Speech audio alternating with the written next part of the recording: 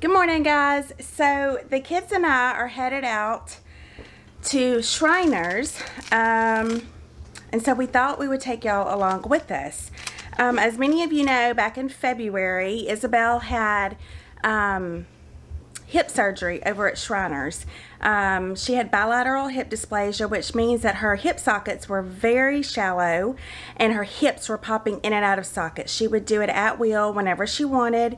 She normally would do it when she was angry, and we noticed it the first time we picked her up in China, and it was the sickest feeling to feel her popping those hips in and out. And so we knew when we were coming home that was going to be one of the first visits that we needed to go check in on and see what was going on with her hips. It didn't seem to cause her any discomfort by any means. We don't think it's the reason why she wasn't walking or crawling.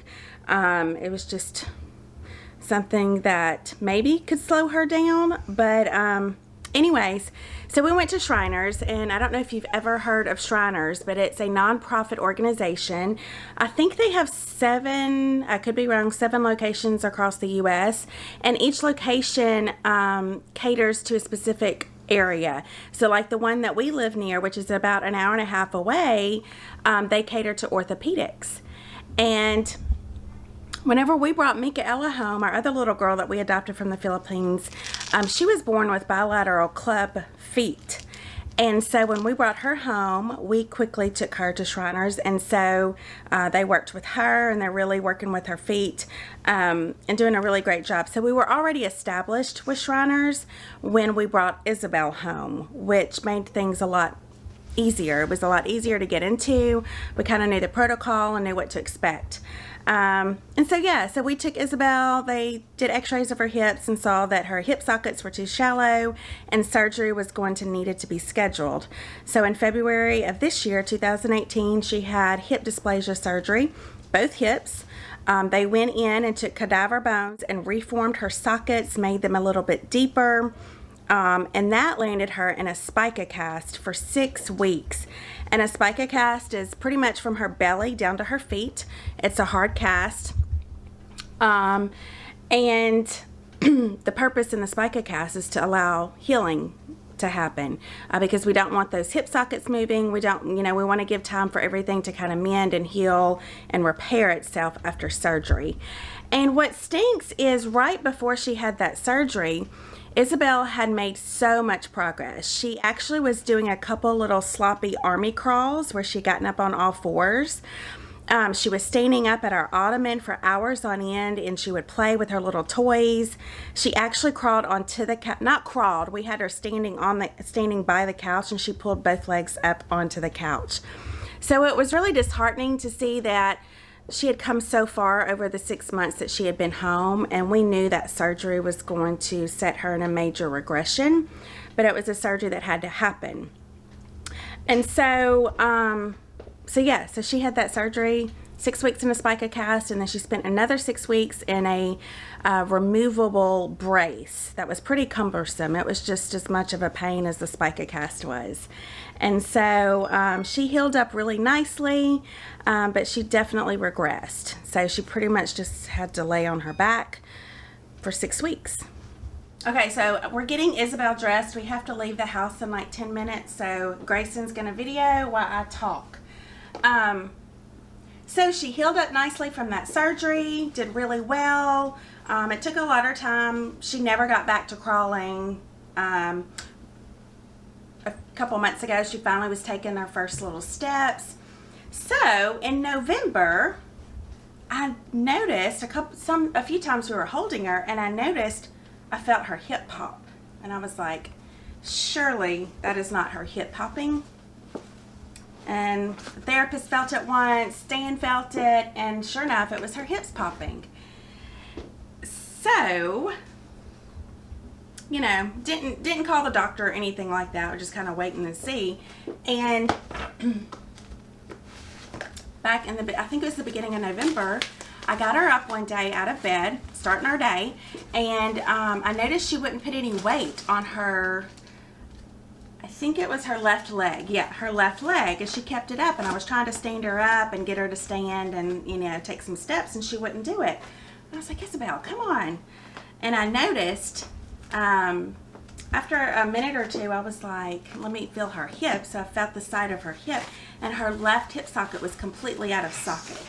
She wasn't crying, wasn't screaming. You could tell it was a little uncomfortable, but so I panicked for a moment.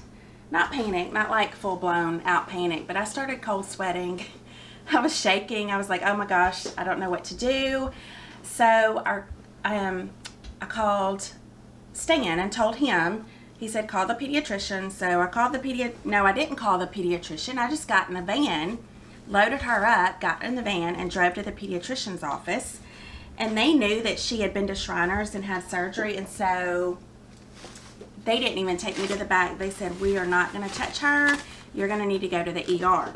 So on my way to the ER, I pull over in a parking lot, and Stan works, Isabelle's sitting in her car seat, and her hip is still out of socket. She wasn't crying though, it wasn't bothering her really.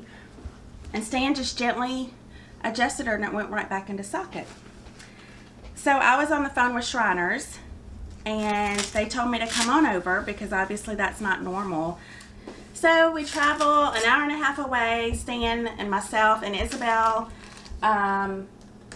They quickly did x-rays on her, and they really didn't know how the hip was popping out of socket from the x-ray. And so the doctor told me, he said, we can either put her in a brace for 6 to 8 weeks and see if that helps strengthen her hips. Her ligaments are really lax, they're really gummy.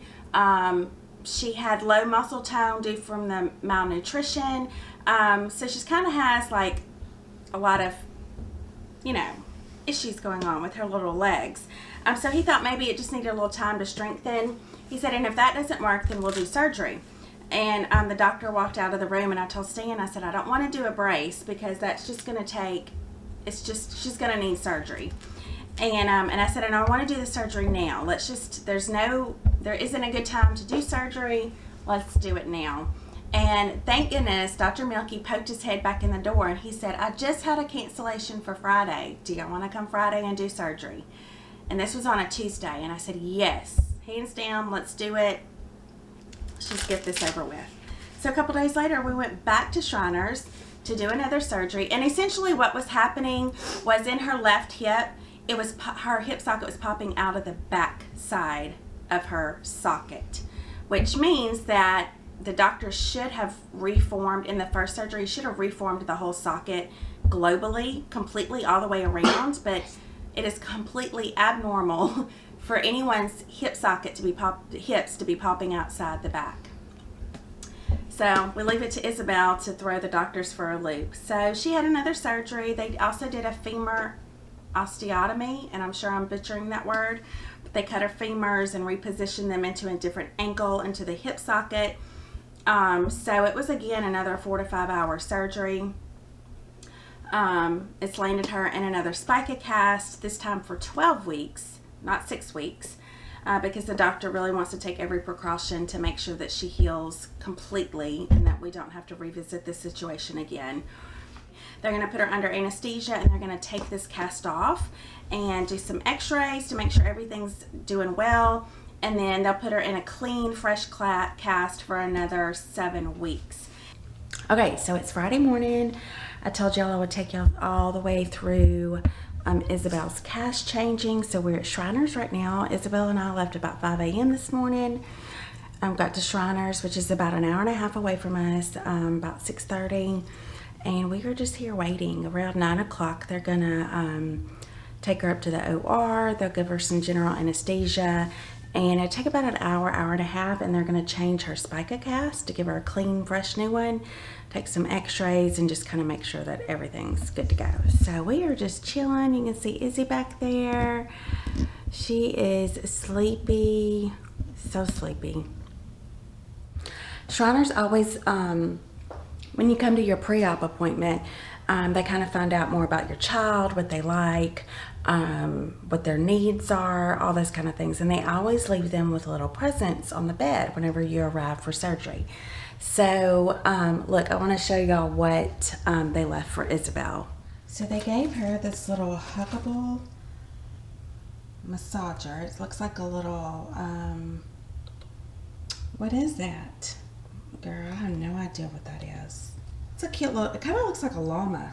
But anyways, it vibrates, and if you know anything about kids with sensory issues, they love things that vibrate, especially Isabelle. So that's really cute. They gave her this little sensory ball that she will love to sit there and just kind of pick up. And then they gave her this cute, just little blanket. So yeah, so it's just really sweet that they take so much thought and effort into getting them gifts. But Isabelle is super tired. I woke her up this morning. So I will update y'all later on how it goes. It really shouldn't be any big thing. We should be out of here hopefully by about lunchtime. All right, Izzy is out. And I'm videoing right now because we don't have a blanket on her. I love seeing her arms free without a blanket. But she's out. Look at all that hair. When she came home, she was bald. Now she has a head full of hair. Izzy, can you wake up? We got our Christmas dress on, and we got a new little cast. And look how beautiful her feet are. Beautiful feet. That's marking from the doctor. It's not a tattoo. Hey, Izzy. Do. You wake up, I'm ready to go home. We got things to do. All is good.